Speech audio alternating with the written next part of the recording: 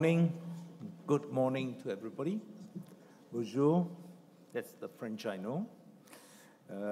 Thank you very much, merci beaucoup for coming and attending this session. Bonjour tout le monde, merci de venir à cette session. Nous allons parler des entreprises contre la corruption et nous allons discuter. Nous avons donc des intervenants. Moi-même, je m'appelle Thomas, je viens de Singapour et j'appartiens donc au réseau ASEAN CSR qui s'occupe de pratiques de business responsables en 10 pays de l'Asie du Sud-Est. Et avec moi aujourd'hui, il y a Monsieur Stephen Fish, qui est à ma gauche, Patrick Villocker, je suis désolé de ma prononciation, de La Poste en France, et Kowil Janwantanawich de Thaïlande, qui donc s'occupe d'actions collectives. Quelques mots en introduction, quelques mots seulement, que à travers le monde, nous savons qu'il y a de la corruption qui n'est pas seulement un problème national, mais international, qui dépasse les frontières et qui, en fait, empêche l'économie inclusive, la croissance et la prospérité. C'est une de ces choses qui empêche d'arriver à la cause du développement durable de l'ONU. Ça représente 5% du PIB global, c'est-à-dire 2,6 trillions de dollars, suivant le Forum économique mondial, et cela veut dire qu'à peu près 1 trillion de dollars européens est payé en corruption. Pour les entreprises, 10% de tous les coûts de business dans de nombreuses parties du monde se perdent dans la corruption et les pots de vin. 25% de tous les coûts d'approvisionnement, de prestations dans la plupart des pays développés sont causés par la corruption. Ça, c'est le coût élevé. Et en présentant ces coûts élevés, c'est un business case important, individuellement et collectivement. Au niveau individuel, il y a une longue liste de raisons pour laquelle il y a un problème de coûts, de risques légaux et de réputation. C'est un problème pour la confidence, la confiance, pour l'attirance des investisseurs, pour garder aussi le moral et la morale du personnel, et aussi par rapport aussi à des clients qui sont sensibles au niveau éthique. Au niveau collectif, si nous voulons nous attaquer à la corruption, cela apporte aussi quelque chose de positif. Vous n'allez pas faire de bonnes affaires si vous payez. Et il y a la cupidité, ça a un impact sur la réglementation et la législation qui marcherait mieux avec la confiance. Bien, donc sur cette table ronde, nous avons ces trois messieurs. Nous n'avons pas une parité du tout. Désolé, là, peut-être que les femmes sont plus disciplinées et se comportent mieux. Je ne sais pas, il y a peut-être cette raison-là. Bien, sinon, je voulais vous parler aussi de l'Asie du Sud-Est dont je viens. En voyant l'index de corruption, c'est le problème le plus important dans notre partie du monde. Aujourd'hui, en termes de population, nous sommes le 3e groupe mondial. Démographiquement, au niveau de l'économie, nous sommes au rang au 6e rang bientôt. Au niveau de la corruption, sauf Singapour et Brunei, la plupart ont des scores de plus de 50%. Et nous avons la révolution d'être très mauvais dans ce sujet-là. La plupart des cas, en fait, sont dans le secteur privé. Les gouvernements aussi, mais au niveau des enquêtes de corruption de Singapour, 90% viennent du secteur privé qui essaye par contre de corrompre le secteur public ou privé. Donc, nous devons améliorer l'intégrité du secteur privé pour pouvoir vraiment mitiguer ce problème. Avec certains de ces pays de notre groupe, les enquêtes qui sont menées ne s'attaquent pas au secteur privé, c'est la police qui est en charge. Les leaders des pays de l'Asie du Sud-Est se sont engagés à avoir une culture de la bonne gouvernance, de la transparence, de pouvoir d'être fiable, participatif, etc. Et de créer une culture d'intégrité, d'anticorruption. Il y a certains pays qui n'ont qu'un seul pari, il y a des pays qui sont des monarchies, il y a des gouvernements militaires, et il y a certains pays qui essaient de passer du dictateur militaire à la démocratie, il y a d'autres pays qui ont des élections de temps en temps. Donc, nous avons vraiment une grande diversité. La géographie est très diverse aussi. L'Indonésie avec 250 millions de personnes, avec des millions d'îles, Singapour qui n'est qu'une île, qu'il y a certains pays qui changent de taille suivant les marées, Brunei, les PIB sont très différents de 52 000 au double ou au triple. Donc, effectivement, les caractéristiques sont différentes. Mon organisation a fait une étude avec l'Université nationale de Singapour pour voir comment est-ce que les business montrent la corruption ou les mesures contre la corruption. Le meilleur qui travaille avec la Transparency International, c'est Thaïlande. C'est pour ça que Colin s'est joint à nous. Mais les autres pays en parlent, mais c'est toujours pas très, très bien. Ils n'aiment pas trop en parler.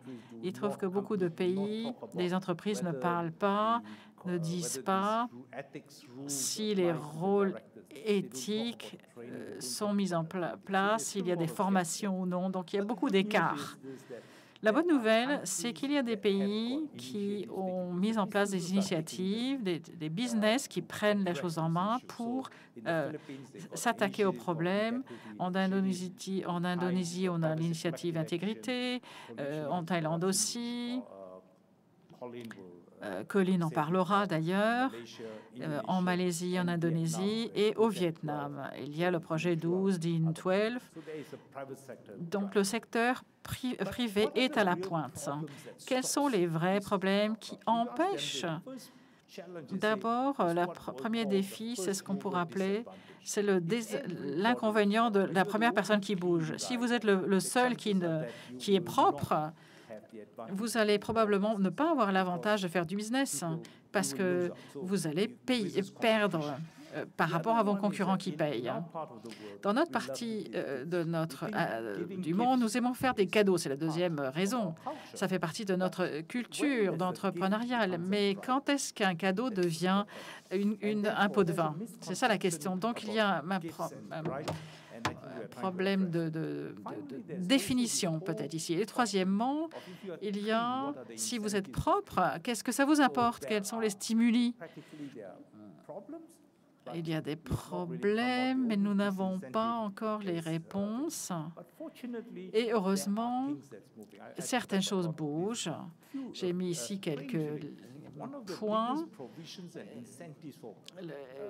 pour stimuler et pour permettre d'être propre.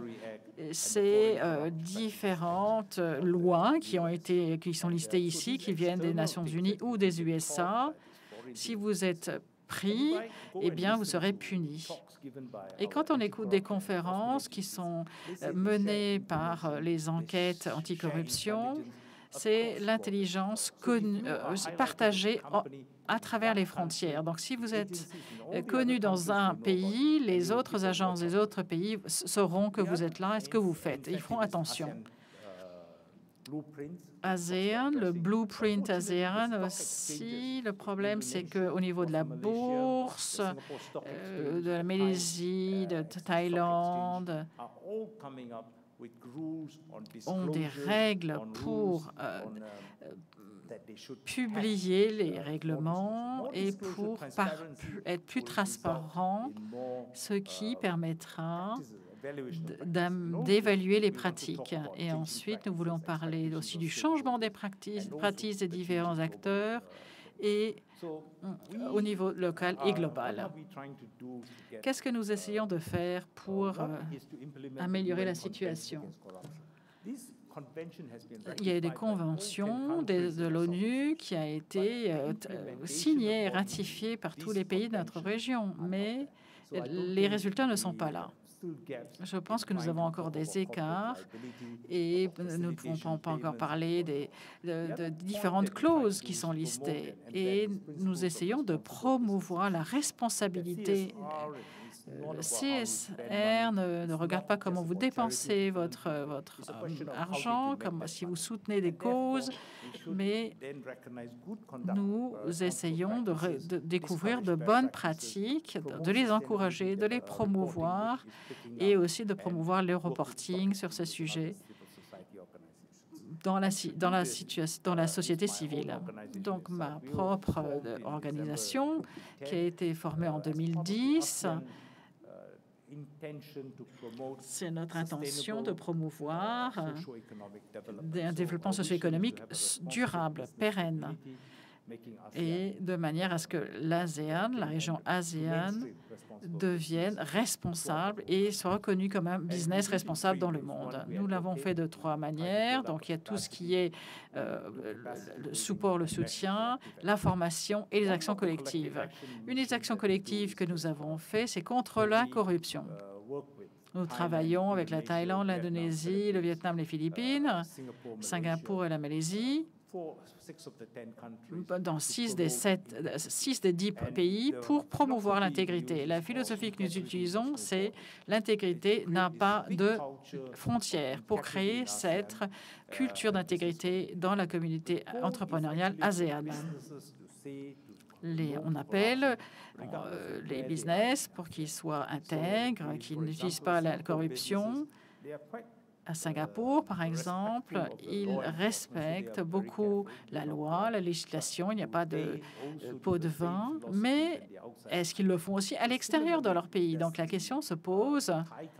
La même chose pour les entreprises thaï, quelles sont leurs valeurs quand elles opèrent en dehors de leurs frontières nationales. Voilà les extraits de notre site Internet, des choses que nous essayons de promouvoir. Et finalement, j'aimerais dire qu'il y a un message clair. Personne ne peut vivre et travailler tout seul dans ce coin. Nous devons travailler ensemble, le gouvernement, la société civile et les entreprises.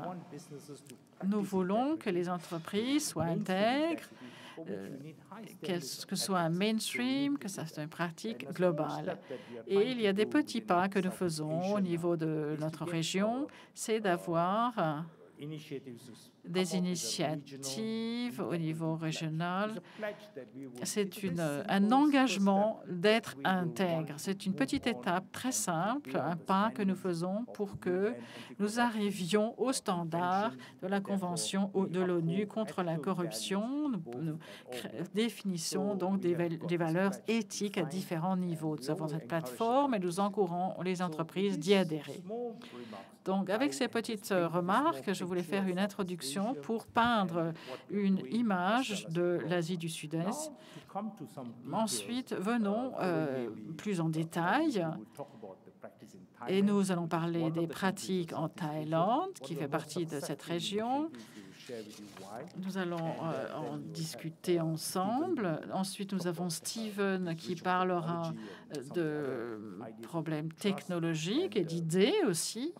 Et finalement, Patrick parlera d'un exemple concret, comment est-ce que ça se passe au niveau d'une entreprise française. Là-dessus, j'invite Colin de venir me rejoindre.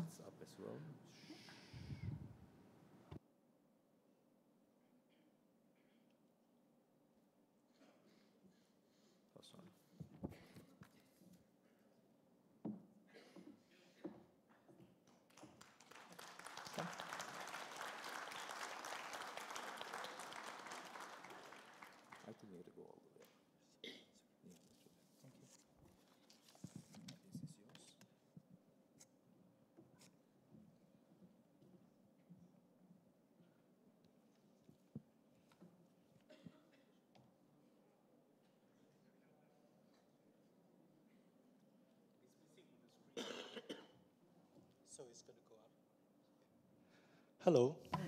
Bonjour. Swadikap. My name is Kulavet Jen Watanawit. Please call me Colin. Appelez-moi Colin, c'est plus simple. Thanks for Merci de m'avoir invité ici avant de venir à CAC. J'étais partenaire sur la durabilité. Donc cette conférence est vraiment très près de mon cœur et je suis vraiment très concernée. En ce qui me concerne, sinon, il y a 5 ans, je suis devenu un moine bouddhiste. En Thaïlande, vous pouvez devenir un moine bouddhiste pendant 1 mois. C'est comme revenir à l'école. Après ça, j'ai trouvé la paix, mais j'ai trouvé mon propre sens dans la vie. Je suis revenu à PwC et j'ai démissionné. À l'époque, la Thaïlande avait un grand conflit. Les chemises jaunes, les chemises rouges. Il s'agissait du manque de qualité. Et sur mon compte Facebook, tout le monde écrivait sur l'inégalité, la corruption. C'était un gros problème. Donc, à l'époque, je ne voyais personne qui se levait. Donc, je me suis levé. C'est la raison pour laquelle je suis ici aujourd'hui. Je vais vous parler de ce voyage de CAC, de voir montrer comment ça s'est né, comment on a grandi et quelles sont les prochaines étapes. Parler de la corruption en Thaïlande. Est-ce que vous connaissez l'index de la perception de la corruption? Oui, d'accord. Qu'est-ce que c'est en France? Quel est le rang de la France? Est-ce que vous pourriez me donner une indication? Devinez. De 176 pays, la France se situe au niveau 23. Et votre... Vous êtes 69 sur 100. Nous sommes au niveau 101. Et notre score est de 35. Voilà à quel niveau nous en sommes. C'est un très mauvais niveau. Il y a 7 ans, la business community ne pouvait plus travailler comme ça. Il ne voulait pas attendre que le gouvernement bouge. Il y avait trop de législations différentes, mais pas de faits judiciaires. Ça, vous ne le connaissez peut-être pas, mais ça, c'est très répandu en Asie du Sud-Est. Donc, certains se sont rassemblés. Il y a 7 ans, nous étions 23 entreprises qui se sont réunies pour dire, OK, nous allons dire non à la corruption. Mais comment est-ce que nous allons le faire? Comment allons-nous le faire? Comment est-ce que nous allons tourner les entreprises, convertir les entreprises qui font partie du problème, parce que nous payons des pots de vin sous la table, mais qui sont aussi une partie de la solution?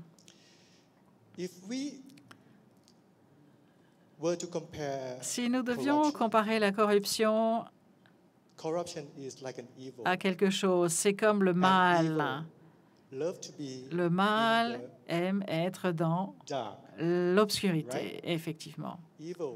Le mal veut être dans l'obscurité et en Thaïlande, tout ce que nous faisons et beaucoup de choses sont dissimulées dans l'obscurité. Donc, mettons une plateforme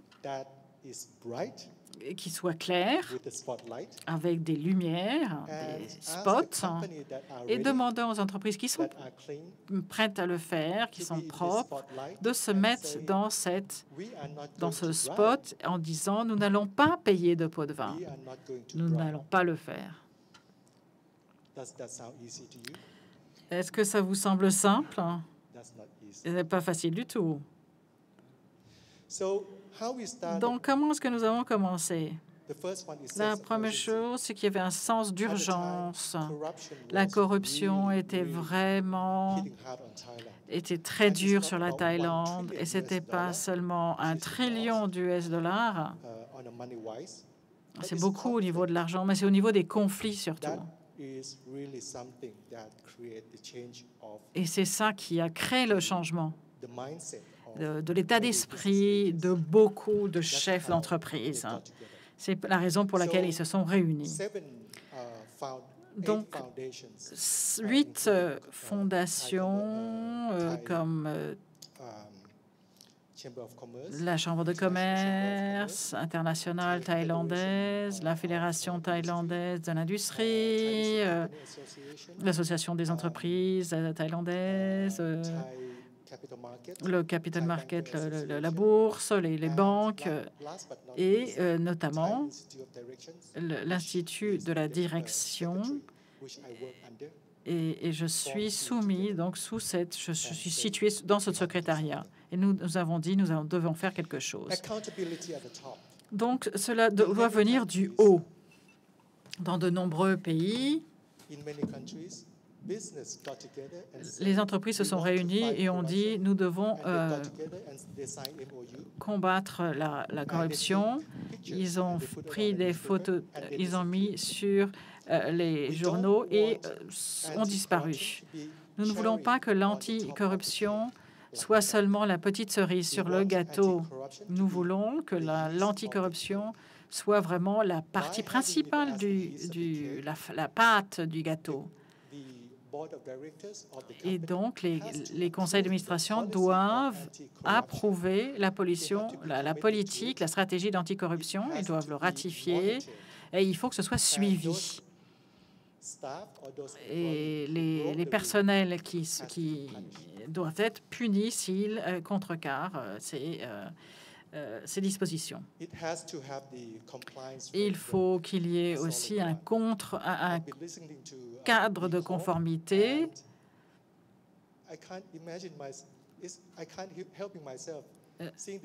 Je vois qu'il y a beaucoup de ressemblances entre B Corp, ce que nous faisons en Thaïlande.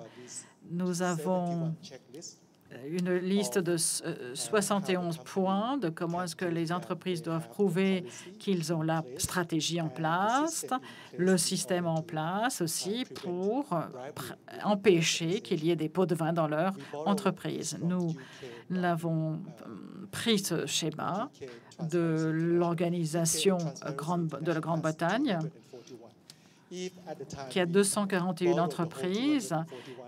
Nous avons pris les 241 points. Si nous les avions adoptés à tous, presque quasiment personne en Thaïlande n'aurait été capable de le faire. Nous en avons pris 71. Donc maintenant aussi, comme disait Thomas tout à l'heure,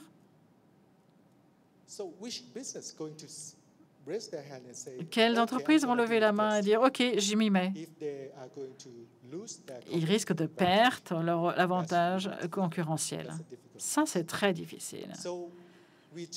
Donc, nous avons pris un groupe d'entreprises qui est peut-être plus près de la solution, c'est-à-dire tout ce qui travaille sur le marché financier. Parce qu'il faut adopter des régulations, des réglementations.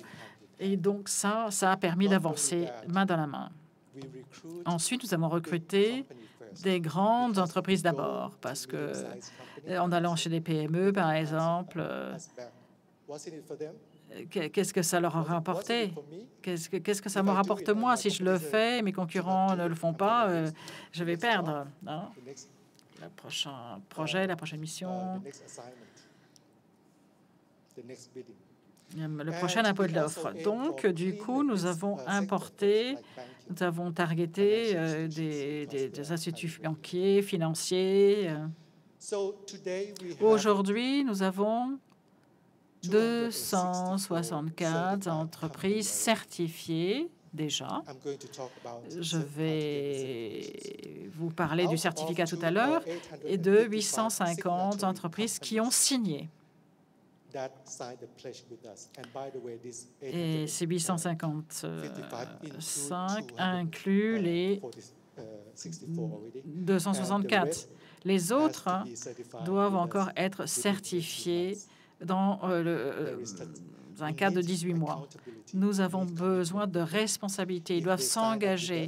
S'ils signent, s'ils sont d'accord, ils doivent être certifiés sous 18 mois. Donc, comment est-ce que nous avons grandi? Nous avons choisi de commencer au niveau du marché financier.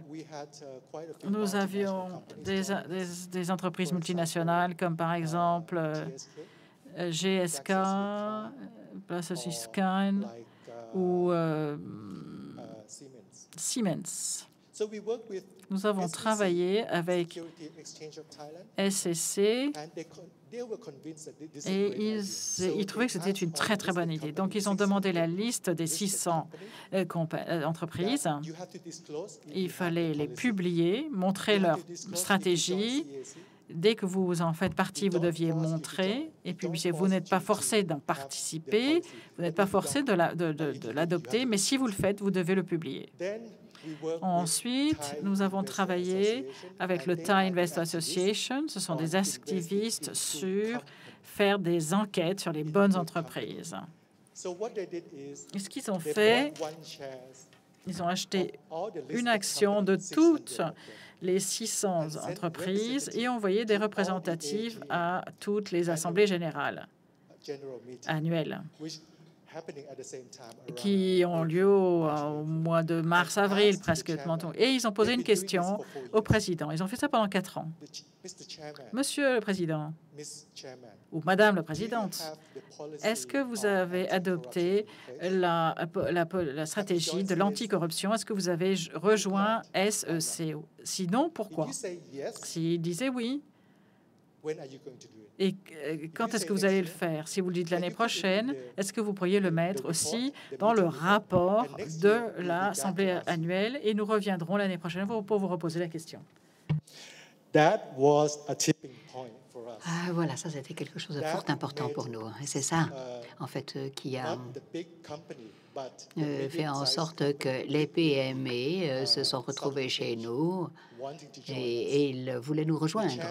Alors, les présidents qui ne connaissaient absolument pas ce projet, qui ne connaissaient rien, qui ne connaissaient pas cette initiative, se sont dit, mais qu'est-ce que c'est? Est-ce qu'on pourrait obtenir la certification? Alors, autre chose, ce que nous avons fait, c'est que nous avons posé une question aux grandes sociétés en devenant des agents de change. Alors, les agents de changement, on a dit recrutez vos fournisseurs et recrutez vos fournisseurs pour qu'ils viennent dans ce programme. Cette chaîne n'est pas propre, on pourrait peut-être la rendre plus propre. Alors, ils ont commencé à recruter les fournisseurs et c'est comme ça que le nombre a augmenté. Alors, un processus de certification très dur, très strict. Je vais en parler dans la diapositive suivante, mais il est difficile. Il est difficile d'obtenir cette certification et seuls 25% ont passé cet examen la première fois, ont reçu cette certification. Nous n'avons... et il y en a 80% qui n'ont pas réussi. Alors, nous avons une approche sectorielle.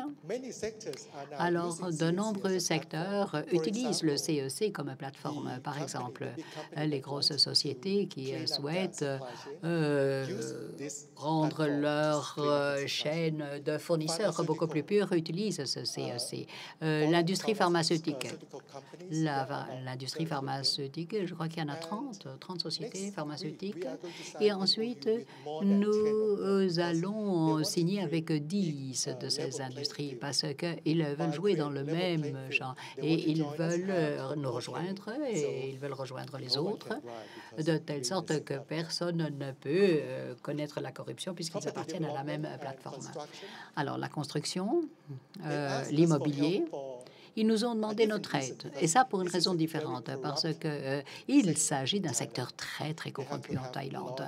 Ils doivent avoir pas mal d'autorisations, d'approbations, d'inspections de la part du gouvernement. Donc, ils ont demandé au gouvernement de travailler d'une manière plus efficace, de telle manière qu'ils ne doivent pas payer des pots de vent, parce que si le gouvernement travaille d'une manière plus rapide, plus efficace, ils peuvent devenir plus clairs. Et ensuite, nous travaillons également avec le secteur public. La Commission anticorruption nationale, peut-être que vous avez la même chose en France, mais je ne connais pas le nom de cette commission. Il y a un procureur et en ce moment-là, ils ont rejoint le SEC, ils ont créé cette réglementation qui dit que l'entreprise doit être punie. C'est une loi sur la responsabilisation. Alors, de manière à pouvoir obtenir cette certification, vous devez compléter les 71 listes et ça doit être certifié par un tiers. Ça peut être votre comptable, un auditeur, un président d'une commission. Vous devez envoyer tous les documents de telle sorte que nous puissions vérifier tous les documents et pour voir si tous les documents sont en ordre. Pour ceux qui veulent être certifiés, vous devez le faire dans un délai de 18 mois. Si vous ne le faites pas, vous serez renvoyé, vous serez mis dehors. Et vous devez renouveler cette certification tous les 3 ans. Et s'il y a une nouvelle sur une corruption qui arrive dans votre société, on peut vous demander de sortir de cette certification, de ce processus de certification. Voilà, ça c'est un exemple.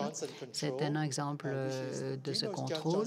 Vous connaissez Johnson Control International, c'est une grosse société américaine. Ils ont été ravis avant. Devant, là, il y a un gâteau pour célébrer. C'était pas le livre de certification, c'était pour dire qu'ils ont réussi du premier coup. Et la semaine prochaine, le chef va venir en Thaïlande et va faire cette célébration. Donc voilà, ça c'est comment ça marche. Ça c'est comment la certification anticorruption, c'est ce que ça signifie pour les entreprises. Alors maintenant, qu'est-ce que nous allons faire dans l'avenir? Nous allons un petit peu purifier cette chaîne de fournisseurs. Donc, c'est peut-être le même défi que B Corp. Comment nous allons faire cela? Il y a des petites sociétés qui ne peuvent pas faire cette checklist de 71. Donc, on fait une checklist spéciale pour eux et on essaye de s'adapter à eux. Donc, ils n'ont pas de programme de formation pour les gens. Pas de problème, nous allons créer cela. Nous allons créer ce programme de formation électronique qu'ils pourront utiliser. Alors, le feedback des citoyens sur les services publics. Je vais vous montrer une vidéo à ce sujet. Et le secteur privé est propre. D'accord. Mais le secteur public n'est pas propre. Alors, qu'est-ce qu'on peut faire avec notre initiative? Maintenant, nous pouvons utiliser des SMS et des textos lorsque nous utilisons les services publics. Nous pouvons poser une question, nous pouvons envoyer des questionnaires et tous les résultats du secteur public, dans tout secteur, tout ça, ça va ressortir. Les gens peuvent comparer.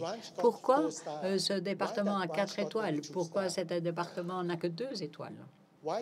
Pourquoi est-ce que ces personnes se plaignent au sujet de la corruption? Ceci n'était jamais arrivé auparavant parce que les gens n'avaient pas confiance quand le gouvernement demandait de remplir un questionnaire. Mais si le secteur privé est propre, donc ils acceptent de le faire. Alors ça, c'est une autre histoire.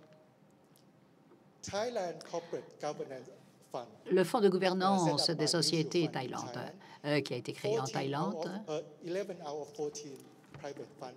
ce sont 11 fonds sur 14 vont investir dans des sociétés qui ont passé ce processus de certification. Et 40% va être investi dans un fonds anticorruption. Alors maintenant, nous parlons de quelque chose de tout à fait logique. Et en fait, pour terminer, je suis ici pour apprendre de Bicorp également comment convaincre les consommateurs de soutenir les entreprises et les produits propres. Et ici, je vais vous montrer une vidéo de 2 minutes sur le feedback des citoyens, simplement pour vous montrer des exemples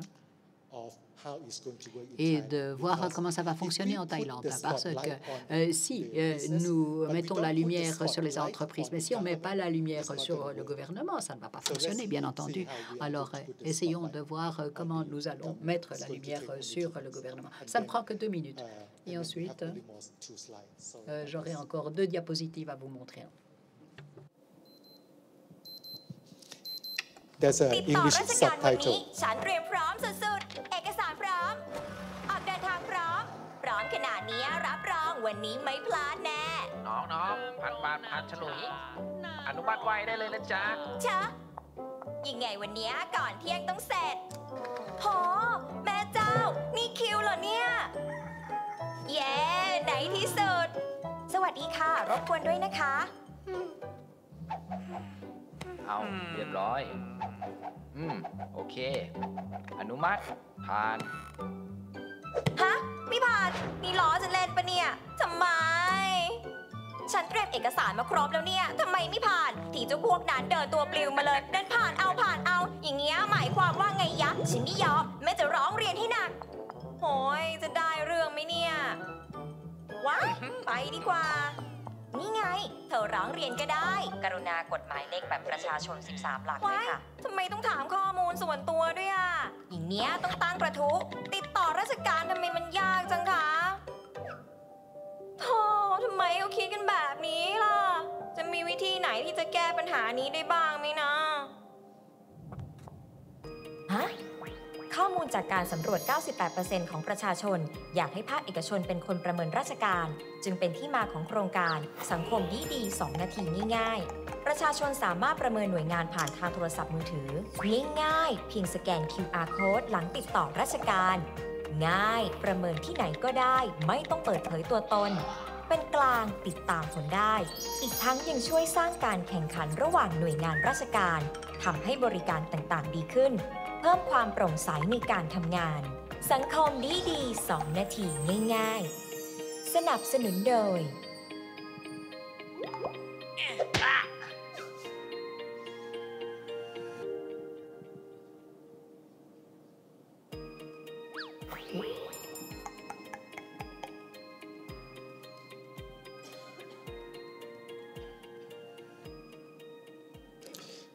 Okay. So the last slide is Alors, la dernière diapositive que je voudrais vous montrer, si vous ne faites rien en Thaïlande,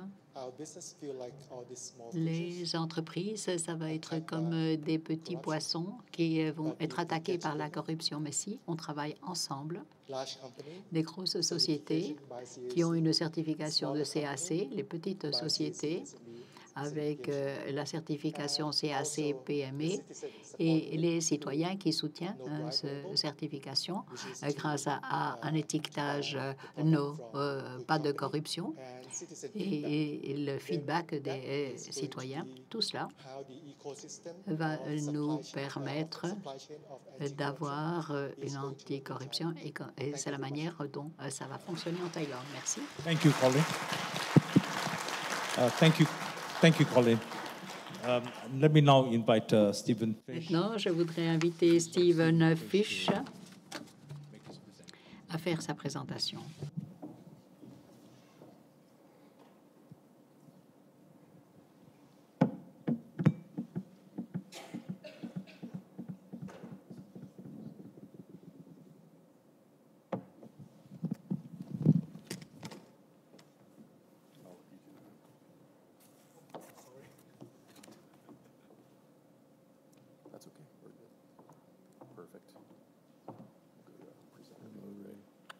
Bingo. Great. Thank you very much, Thomas. Hi, everybody. My name is Stephen Fish. Je m'appelle Stephen Fish et je viens de Toronto, au Canada. J'ai donné quelques petites informations, mais maintenant, je vais me focaliser sur la confiance et la transformation dans les temps modernes et comment ça se lie à la corruption moderne, les mauvaises pratiques dans les entreprises. Et maintenant, vous voyez le titre, la confiance et la transformation de nombreuses personnes. Et maintenant, à l'heure actuelle, nous avons une perte de confiance parmi toutes les couches de la société. Et nous connaissons une transformation technologique et de la société en même temps. Donc, je vais essayer de combiner les deux dans ma présentation. Si vous êtes actif dans les médias sociaux, moi, je peux, vous pouvez continuer la conversation après ma présentation. Alors, pourquoi est-ce que je pense que c'est important? Je vais vous donner quelques exemples. Vous pouvez faire des recherches après. Nous avons ici 15 minutes pour discuter. Mais donc, en 2017, la confiance dans 4 institutions a diminué considérablement en 2017. Et cette confiance dans ces 4 institutions a diminué, en ce compris les ONG. Donc, j'ai un problème avec les ONG et j'ai un problème avec le gouvernement, avec les entreprises, avec les médias. Mais c'est pas bon pour la société et ça ne va pas créer des entreprises pérennes, un environnement pérenne lorsque nous n'avons plus confiance dans quoi que ce soit ni qui que ce soit. C'est pas quelque chose de très sympathique. Ici, dans cette enquête, on a demandé à un certain nombre de personnes des questions et 85% des personnes n'ont plus confiance dans le système. Et ça pose un problème, bien entendu. Et il y a une deuxième enquête, et vous devriez peut-être le rechercher. Nous n'avons pas le temps d'en parler, mais donc je crois que c'est une perspective très, très intéressante. Donc, c'est une nouvelle agence qui travaille sur le but et sur la pérennité. Donc, ça devrait être intéressant pour tout le monde dans cette pièce. Donc, c'est le but d'une marque et ils ont interrogé des personnes dans 16 pays et la corruption, ça a été le troisième problème mentionné. 16 000 personnes dans 16 pays, ce n'est pas un petit nombre. Donc, ça, ce sont les rapports que j'ai utilisés dans ma recherche. Donc, vous avez les références. Mais nous avons un défi. Nous devons changer cette perte de confiance. Nous devons reconstruire la confiance. Et ils vont un peu plus loin. Ils nous donnent des lignes directrices pour voir comment est-ce qu'on pourrait revenir à la confiance dans les organisations.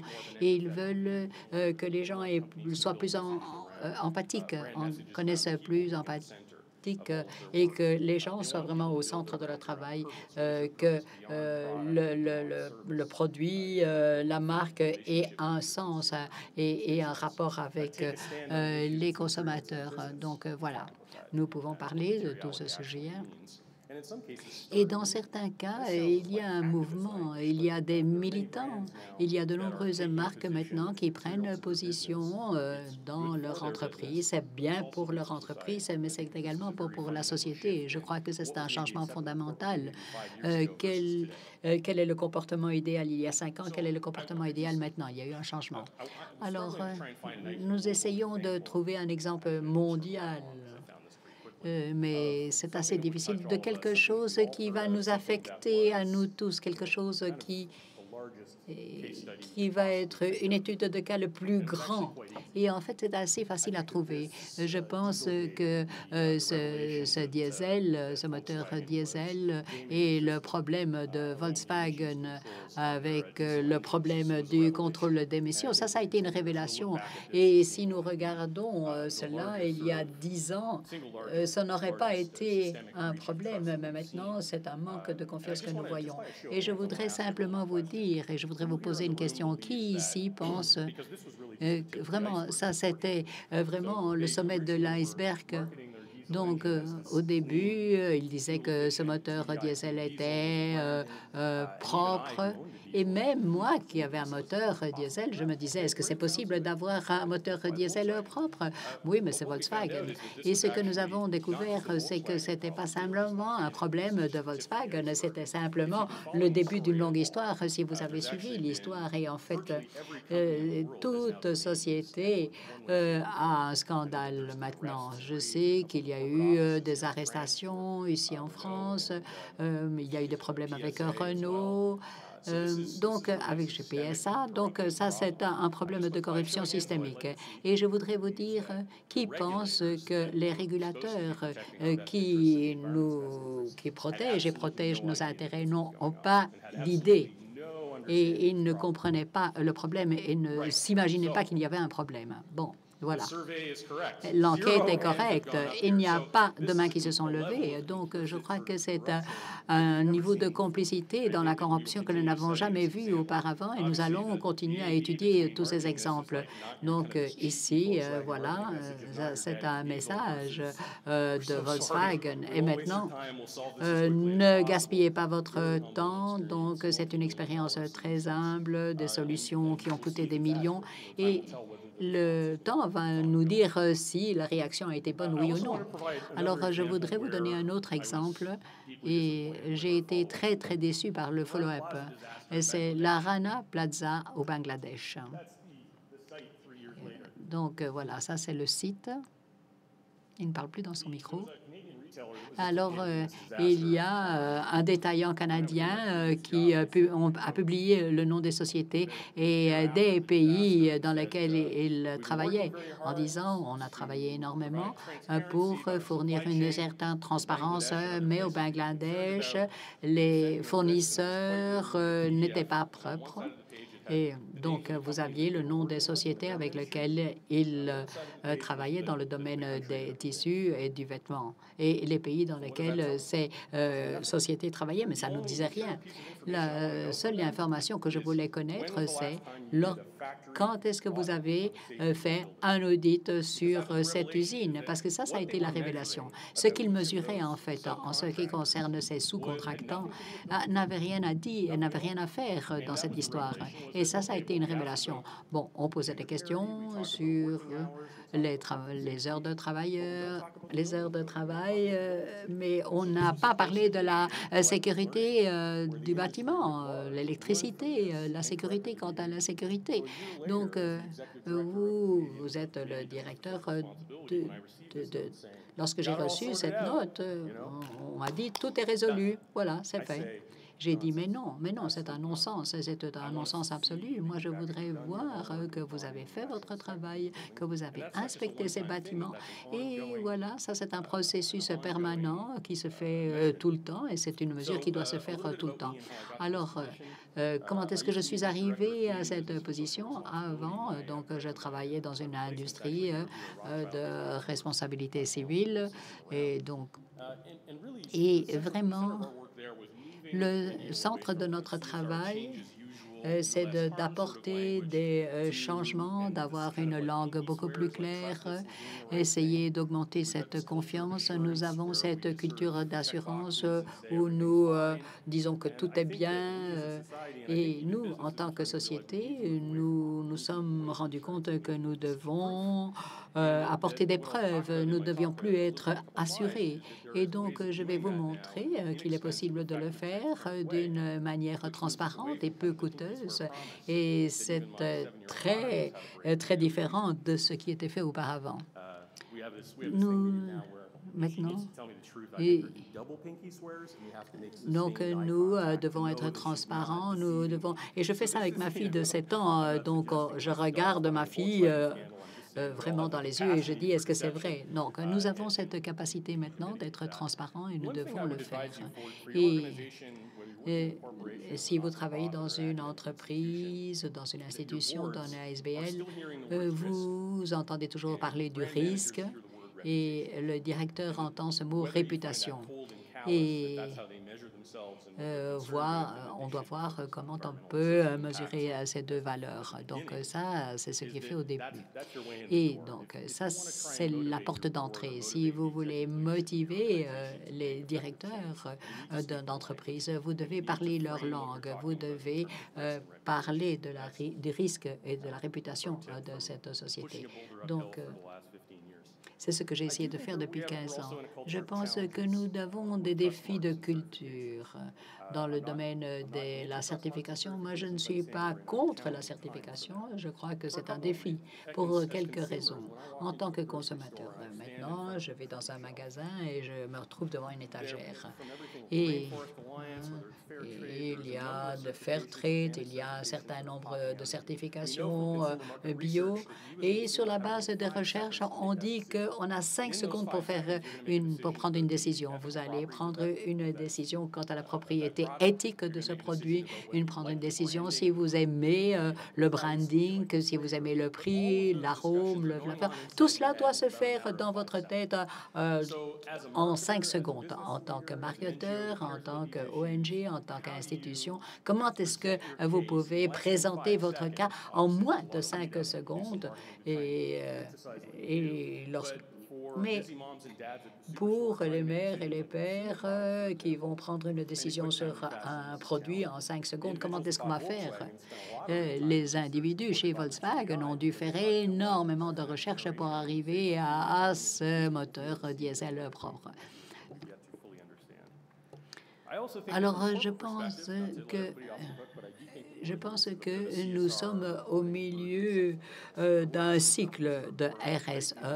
Les gens doivent nous donner pas mal d'informations et nous savons maintenant, nous connaissons les normes de responsabilité, nous savons ce que nous devons donner comme information, mais ces informations n'ont rien à faire avec l'entreprise, les activités de l'entreprise et l'impact. Alors, ce que je suggère, c'est que on demande à avoir des informations, mais nous devrions avoir des vraies données, des vraies informations. Alors, la deuxième expérience que je vais essayer de faire avec ces sociétés, c'est le consensus. Et nous mettons l'accent sur la chaîne des fournisseurs. Et donc, nous sommes l'équipe la plus importante et nous suivons le but que nous nous sommes mis. Nous suivons les mines, ce qui se fait dans les mines d'or, tous les défis. Nous nous occupons de toutes les personnes. Il y a eu pas mal d'informations. Et donc, nous avons essayé de voir si nous pouvions créer une transparence complètement à chaque étape. Donc, quand ça sort des mines, quand ça passe toutes les différentes phases jusqu'à ce que ça arrive en boutique. Et donc, vous voyez, je dois connaître ce qui se passe derrière. OK, mais qu'est-ce que vous voulez savoir? Parce que nous avons tout. Et là, je pense que c'est en fait la différence entre la confiance et la confiance. Je ne dis pas que ça ne peut pas, on ne peut pas le manipuler. Ce que je suis en train de dire, si vous voulez avoir un reporting sur tout, prenez-le de la source plutôt que d'essayer de passer par d'autres institutions. Et je vais vous en parler un peu plus tard. Donc voilà, Jeffrey Simpson a écrit cet article sur notre système, sur le Global Mail, sur l'or non conflictuel. C'est un projet qui est en train de se dérouler avec l'Afrique et le Canada. Vous en avez dû en parler certainement. C'est en train de grandir, d'être plus connu parce que les petites mines peuvent devenir concurrents par rapport à de grandes entreprises minières. Donc cela apporte de la confiance aussi au marché pour investir sur des marchés sous-représentés. Les gens au Congo ne peuvent pas le faire participer à de grandes choses, mais nous pouvons leur apporter des technologies très simples pour qu'ils puissent faire du reporting du terrain et en parler sur le marché. dont Jeffrey Simpson est au bureau et il a écrit aussi un truc très intéressant sur la Tanzanie, sur les entreprises minières qui travaillent en Tanzanie par des intermédiaires et ils travaillent, on va dire, dans une sorte de conflit. Quel est le coût de la corruption? Ils perdent $1 million par jour dans cet exemple. Et la raison pour laquelle, probablement, ils pensent qu'ils perdent parce que personne, le gouvernement, les miniers, la compagnie et les partenaires ne se croient pas.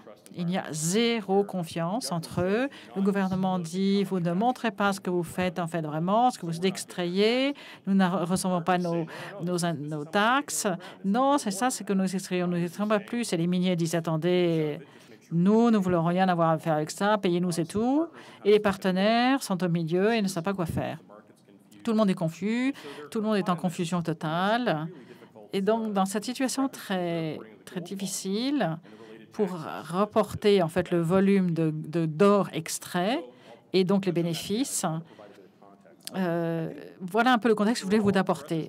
En fait, les clients, les organisations, ce qui est à temps a changé. Quels sont les types d'informations que nous échangeons et comment? Dans les médias sociaux, les environnements, nous attendons à ce que les informations, nous attendons à avoir beaucoup d'informations. Et en fait, nous passons à un système de suivi global entre le rapport annuel et un reporting en temps réel. Qu'est-ce qui se passe dans une fabrique, dans une mine? Et donc, il y a de nouvelles manières technologiques qui sont plus efficaces pour le faire de manière moins chère. Et cela apporte une transparence radicale. Montrez-moi, ne me dites pas, montrez-moi. Donc cette photo ici, je l'ai faite avant de quitter Toronto. C'est donc un petit centre commercial qui n'est pas sympa du tout. C'est juste une de ces endroits où vous pouvez acheter des petits trucs, des coqueluches, des cocoches. Et donc, j'ai vu qu'il y avait un Bitcoin où vous pouviez retirer de l'argent. J'ai trouvé que c'était quand même assez impressionnant de voir. C'est un signe pour moi que la transformation numérique devient le mainstream. Et c'est pas, il y a beaucoup qui disent qu'on va attendre, on va attendre. Non, et ça passe en temps réel. Donc, on voit que il y a des activités qui se passent. Dans l'exemple que j'ai montré tout à l'heure, au niveau du Canada et de l'or, nous avons une approche similaire. L'or était extrait et tout de suite, c'était intégré dans une base de données. On aurait pu le dire et changer, mais on aurait vu le changement après. Et donc, nous avons connecté les miniers avec les comptoirs, avec les exportateurs, avec les États et nous-mêmes, et nous avons tout échangé autour d'une feuille. Tout le monde le voyait. C'était complètement transparent et tout le monde voyait ce qui se changeait dans la supply chain en question. Et c'est ça dont nous avons besoin pour que tout le monde soit au courant. Internet est autre chose. Tout est connecté. Les miniers l'utilisent pour les camions. Ils ne vont pas investir dans des camions qui coûtent $100 000 s'il y a des temps de pause, des temps d'arrêt, etc. Et on peut aussi connecter peut-être notre grille-pain à l'Internet, mais il y a d'autres choses beaucoup plus importantes au niveau social et financier qui utilisent Internet. Ce qui est important, c'est le coût. Ça devient de moins en moins cher de mettre en place ce genre de procédure. Donc, j'ai mis le Bitcoin ici pour montrer que c'est une opportunité de sortir de marché économique classique, de transférer des valeurs des gens qui travaillent au niveau de l'investissement et pour que cette valeur participe à tout le monde et que l'on puisse transférer ce bien-être à tout le monde, cette prospérité à tout le monde. Nous en avons beaucoup parlé. Il y a une société au Canada qui s'appelle Lamebridge et qui cherche de la fraude et de la corruption en scannant des documents, ce que des êtres humains ne pourraient pas faire, mais en l'automatisant, on trouve pas mal de choses en utilisant l'intelligence artificielle. Il y a aussi de la robotique avancée dont on a parlé il n'y a pas longtemps. Bien, en tout cas, donc ma suggestion, c'est qu'on passe d'un scénario ancien monde, vieux monde et nouveau monde, donc où il y a des silos dans l'ancien monde. Il y a le CSA, le RSE qui sont séparés de ceux qui sont sensibles à ce genre de sujet. Et ma suggestion, c'est que dans le nouveau monde, nous harmonisions tout ceci, nous regardions le risque, l'impact social, de manière à ce que les conversations business soient connectées à la vraie réalité et qu'il y ait une valeur. On a vu les risques, on a vu les flux, les échanges, les écarts. Tout ceci peut être mesuré. Et à la fin, vous avez cette possibilité de le changer avec ce que vous voulez. Donc, cette technologie, en fait, de mettre le grand journal sur Internet, faites-le, donnez-moi l'information. Si vos investisseurs veulent avoir des données, très bien, on leur donne et vous pouvez continuer à contrôler. Vous pouvez mettre une certaine sûreté quelque part. Vous n'avez pas besoin de tout partager avec tout le monde. Vous pouvez garder aussi un peu certaines parties de l'information. Nous avons la technologie, elle est à portée de main. J'ai quasiment terminé, mais je voulais juste dire encore une chose. Il ne s'agit pas seulement de analogue contre digital, non. Il s'agit de la confiance. Les conseils d'administration ont besoin de gouvernance. Ils ne savent pas comment utiliser la technologie. Ça, c'est clair. Mais ils ont besoin de voir les choses en termes de gouvernance, d'éthique, de la stratégie. Et ça va nous aider à nous donner plus de pouvoir et de puissance pour y accéder. Ce n'est pas un remplacement. Et comme Peter Drucker le disait, la culture mange la stratégie pour le petit déjeuner. Et donc, pour changer, il faut changer l'être humain. La culture de l'entreprise changera de manière à ce que vous puissiez aussi utiliser les technologies qui existent. Donc, ce que je voulais vous dire aussi, une dernière chose, un bon exemple, par exemple, c'est cette idée de construire et de conserver la confiance. Je prendrai les meilleurs exemples au niveau technologie, BNB et d'autres. Qu'est-ce qu'ils ont fait? En fait, ils ont fait confiance. Moi, quand je prends un taxi en passant par Uber, etc., je vois la personne, je vois le numéro, la plaque minéralogique, je peux même partager ma localisation. Et ça, je ne le faisais pas en faisant juste signe à taxi. Avec BNB, je ne connais pas la chambre. Donc, il y a une part de confiance humaine, même si c'est très technologique. Et ce qui est important, c'est que j'utilise cette technologie parce que j'ai un niveau de confiance qui est plus élevé. Donc, ce que je voulais vous donner aussi, c'est qu'à la fin, finalement, nous avons besoin de définir notre sécurité, la sécurité de notre organisation, entreprise. Ça, il faut continuer à le préserver. Il ne faut pas faire de compromis, mais il faut accepter la technologie sans problème, et nous devons l'accueillir, nous devons l'utiliser. Et je pense que là, nous allons pouvoir remettre la confiance dans les échanges. Merci beaucoup. Thank you, Stephen. Now, may I invite Patrick from La Poste, France. Bien, sinon nous avons Patrick de La Poste en France. Bonjour à toutes et à tous. Alors pourquoi La Poste s'est lancée dans la mise en place d'un plan de prévention de la corruption? Je pense que ce que je vais vous dire est valable pour l'ensemble des entreprises françaises. On est dans un pays, la France, qui vient de voter l'année dernière une loi de lutte contre la corruption, la loi Sapin II. C'est la 13e loi anticorruption en France, en espérant que le chiffre 13 nous porte bonheur et qu'elle marche, parce que les 12 précédentes n'ont pas fonctionné, parce que ne serait-ce que notre classement, comme l'a dit le camarade thaïlandais tout à l'heure, on n'est pas bien placé entre le Qatar et les Émirats arabes réunis. Et puis aussi parce que depuis que la France a ratifié en 2000 la convention de l'OCDE sur la lutte contre la corruption, aucune entreprise française n'a été condamnée pour un fait de corruption, alors que dans le top 10 des entreprises les plus sanctionnées dans le monde pour des faits de corruption, on trouve 4 entreprises françaises. On va les citer: Total, Technip, Alstom, et puis récemment la Société Générale.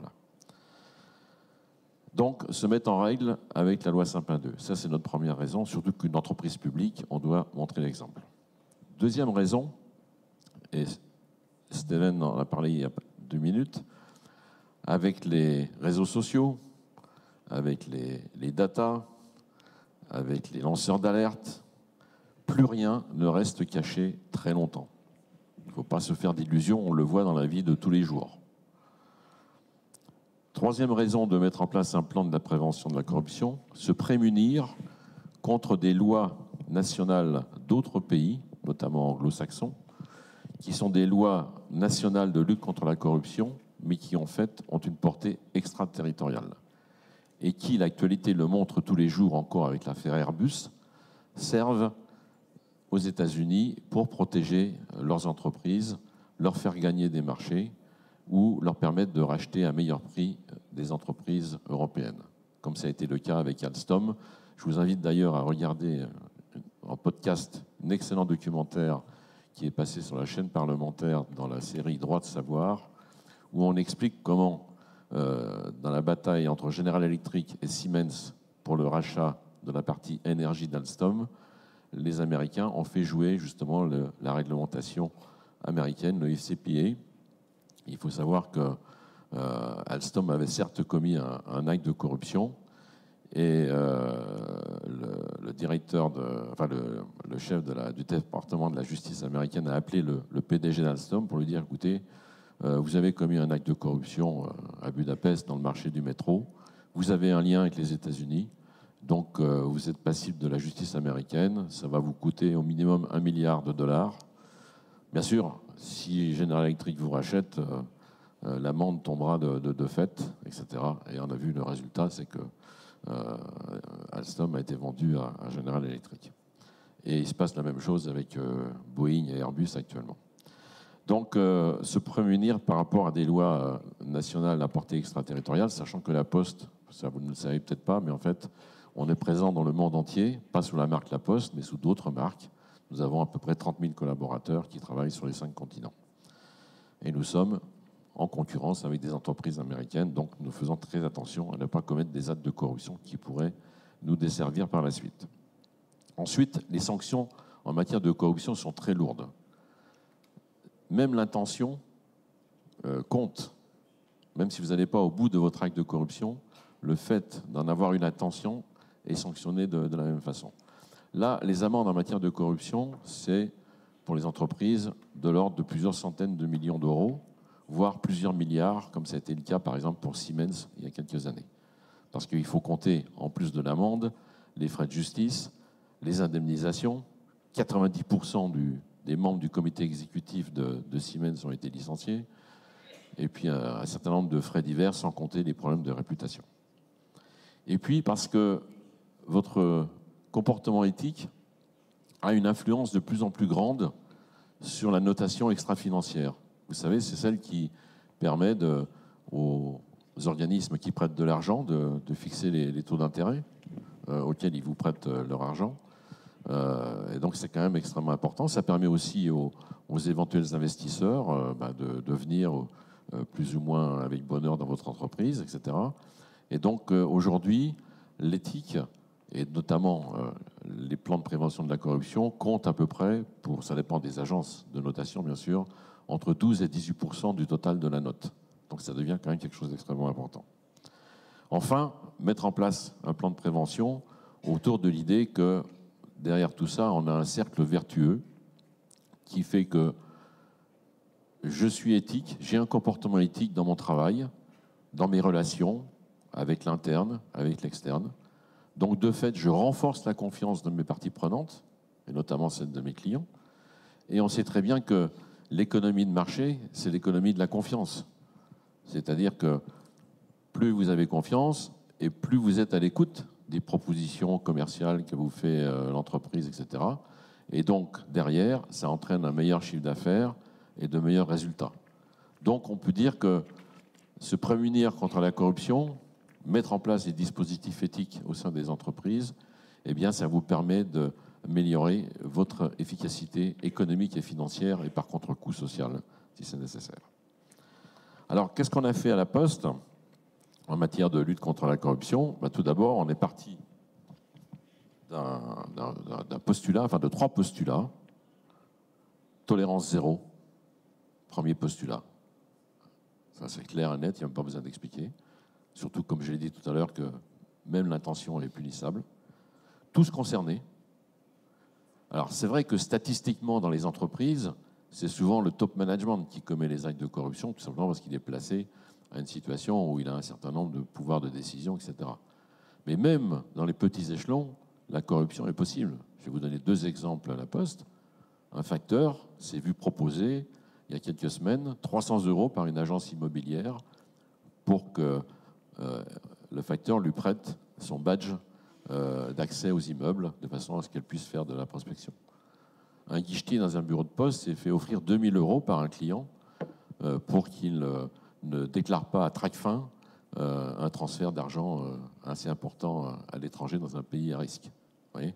Donc la corruption, elle est possible à tous les niveaux, même si c'est vrai que, par exemple, les entreprises qui ont des rapports réguliers avec les collectivités locales, statistiquement, voient augmenter leur chance ou leur malchance de corruption de 50%, même si certains métiers sont plus à risque que d'autres. On pense tout de suite dans les entreprises aux acheteurs, mais n'oublions pas surtout les prescripteurs, parce que les acheteurs sont plutôt contrôlés, mais les prescripteurs. Voilà, donc tous concernés. Aussi, bien sûr, certains secteurs, j'oubliais certains secteurs, si je prends par exemple l'immobilier, pour prendre le secteur le plus en risque, il y a des secteurs d'activité qui sont effectivement plus en pointe. Donc, dans l'éthique des affaires, d'une manière générale, puisque le plan de prévention de la corruption, il s'intègre dans l'éthique des affaires, il faut faire attention, on n'est pas dans des questions techniques uniquement juridiques, on est avant tout dans des problématiques de comportement.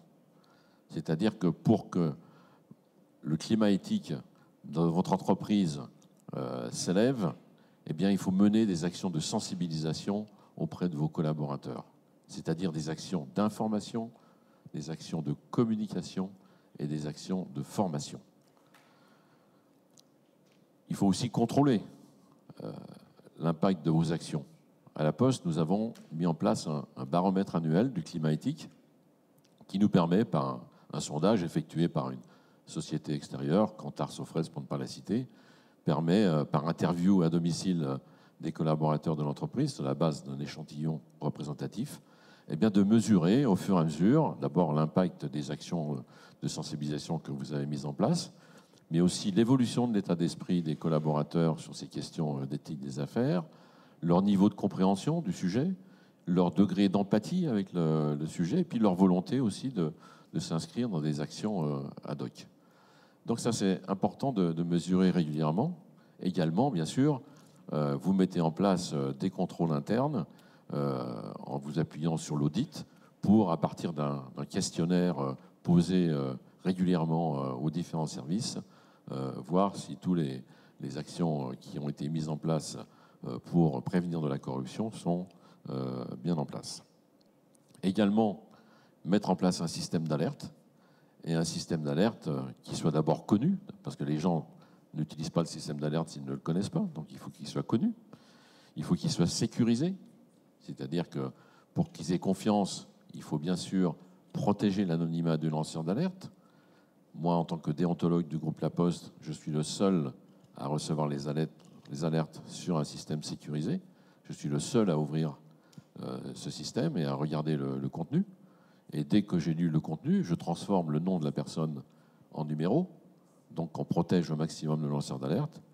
Et quelques mois après, je rappelle la personne qui a lancé l'alerte pour voir si dans son travail, elle n'a pas connu de désagrément en termes de promotion, en termes de primes ou je ne sais quoi. Voilà.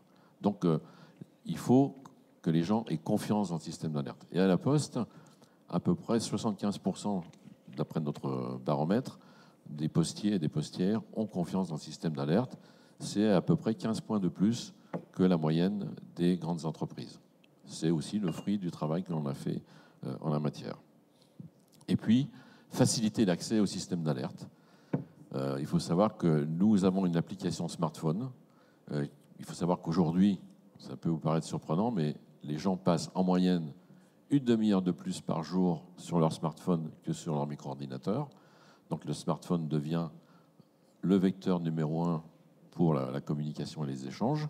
eh bien, nous avons une application smartphone sur laquelle le postier ou la postière peut déposer en direct son alerte au déontologue, et ça arrive de la même façon sur ma boîte mail sécurisée.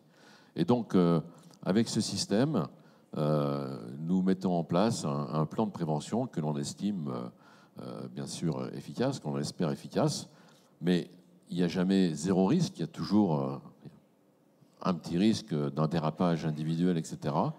Eh bien, si malheureusement ça nous arrive, eh bien, quand on sera devant le juge, il y a deux solutions. C'est-à-dire, soit vous n'avez rien fait et vous prenez l'amende maximum, soit vous montrez tout ce que vous avez fait en matière de sensibilisation des collaborateurs, et le juge sera beaucoup plus clément en ce qui concerne l'amende.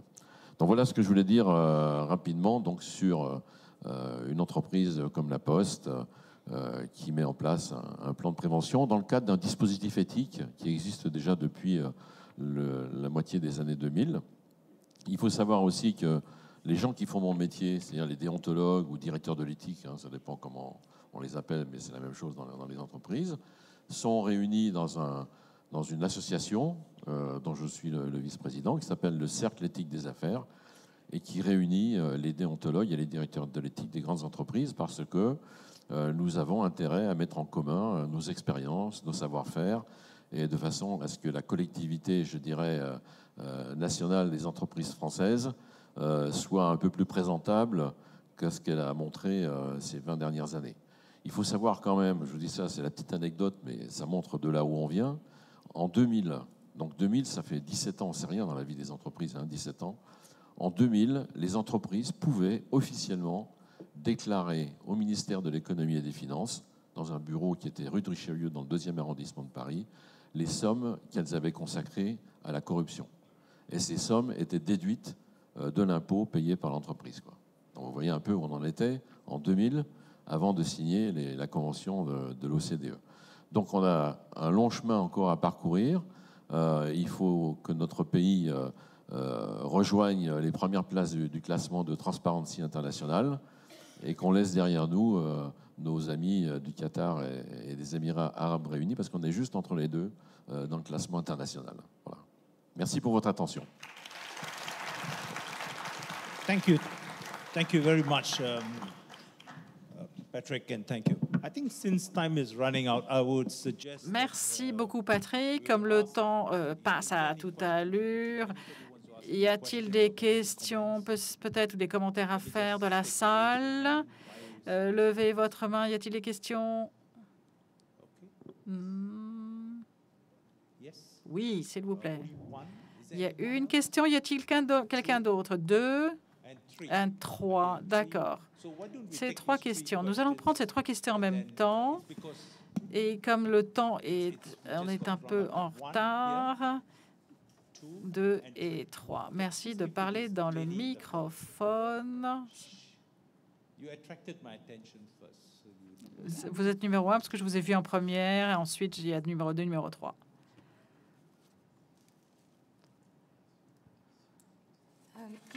Bonjour, Léna Caravalli du cabinet des enjeux des hommes.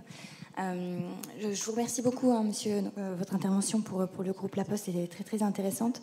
Nous, dans notre cabinet, qui fait du conseil en éthique et en RSE, on pense que c'est vraiment important que les collaborateurs puissent s'approprier les outils qui sont mis à leur disposition pour faire des remontées d'alerte et surtout pour que dans leur comportement, ils incarnent vraiment l'engagement d'entreprise. On a beaucoup parlé de l'engagement des directeurs qui est important, mais si les collaborateurs n'incarnent pas ce changement dans leur comportement, c'est pas très utile.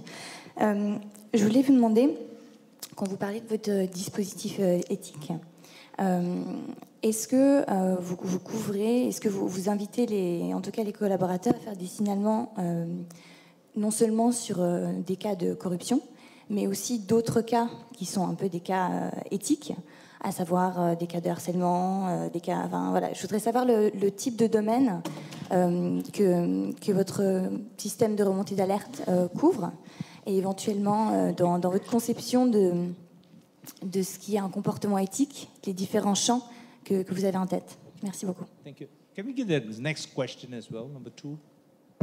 On va peut-être couvrir la deuxième question tout de suite. 2 est ici.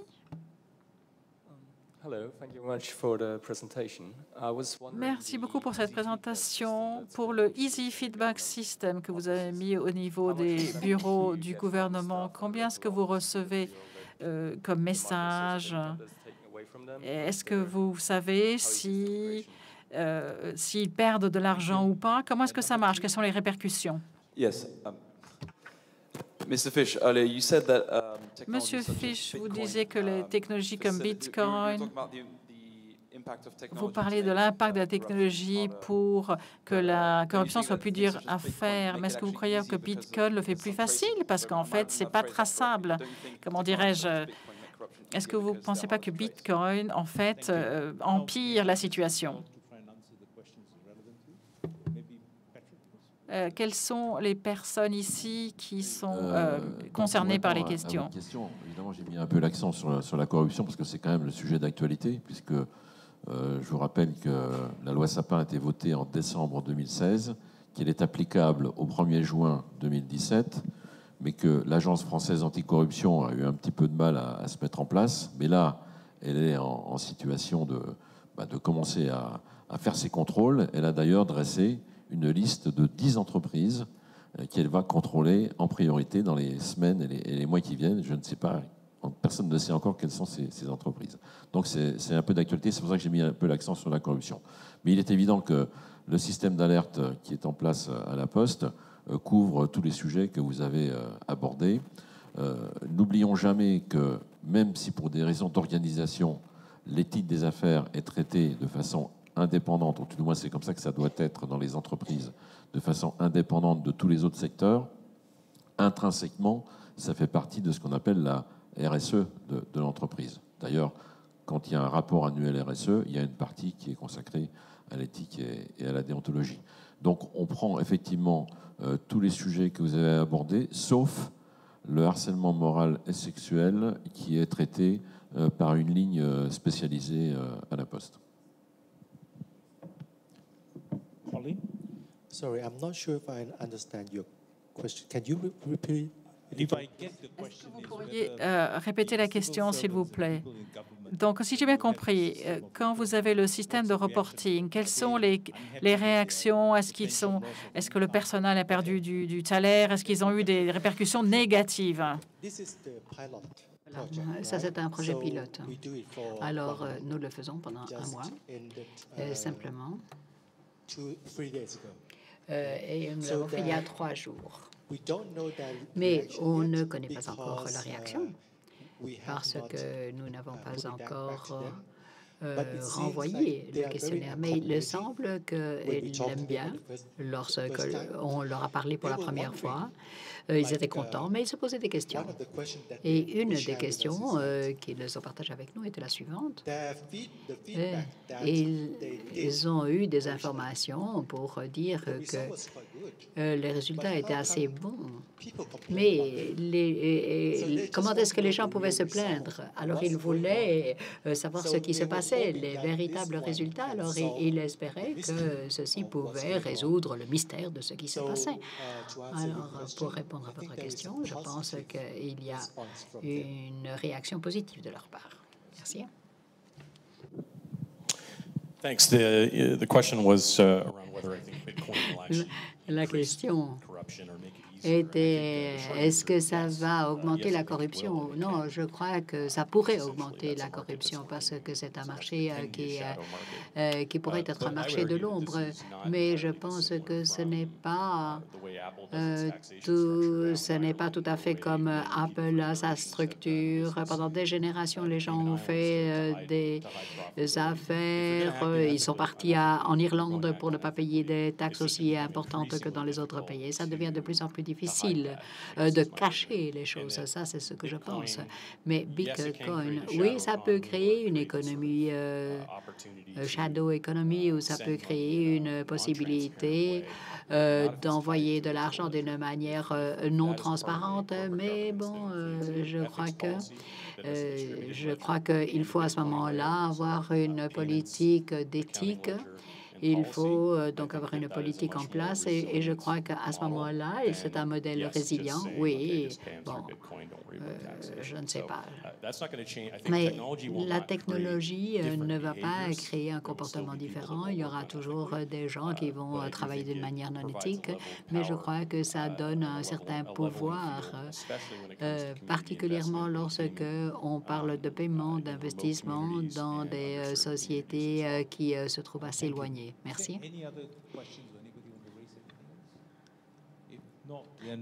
Y a-t-il d'autres questions? Si ce n'est pas le cas, permettez-moi de résumer et de conclure. Je crois que la première chose qui m'a frappé lorsque j'ai écouté tout un chacun ici, c'est de voir comment est-ce qu'on peut changer la terminologie.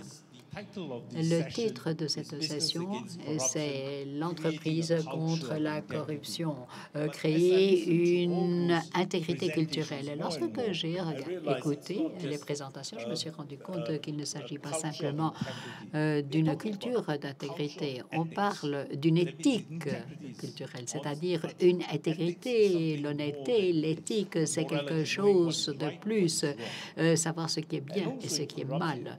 Et pour la corruption, il faut mesurer le niveau de corruption.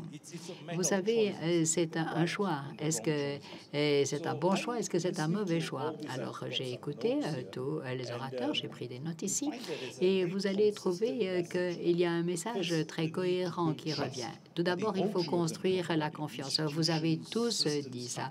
Les institutions, les entreprises, le gouvernement, et la confiance est la voie vers la profitabilité, la rentabilité, la compétitivité, l'efficacité, le succès. Toutes de bonnes choses, en fait. Mais comment est-ce que nous pouvons arriver à cela?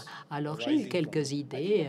Je crois que, premièrement, il y a le leadership. Je crois qu'il y a eu un moment où vous pouvez avoir des diminutions d'impôts, mais je crois que le leadership est très, très important. Le leadership, première. On a besoin de dirigeants, de leaders qui peuvent montrer l'exemple. Donc, pour ce faire, je pense qu'on n'a pas besoin simplement de dirigeants qui montrent l'exemple, mais ils doivent comprendre la situation, qui peuvent vivre sur une base quotidienne d'une manière honnête, et les gens dans l'entreprise doivent voir que le dirigeant montre l'exemple. Et je crois que ça, c'est le meilleur message, le meilleur exemple pour toutes les organisations. Alors, le deuxième point qui est important, nous avons parlé de l'intégrité, de bonne gouvernance, certes, mais qu'est-ce que ça signifie véritablement? Je pense que nous avons besoin de savoir les attentes des gens et de la part des employés, des fournisseurs. Quelles sont les attentes de toutes ces personnes?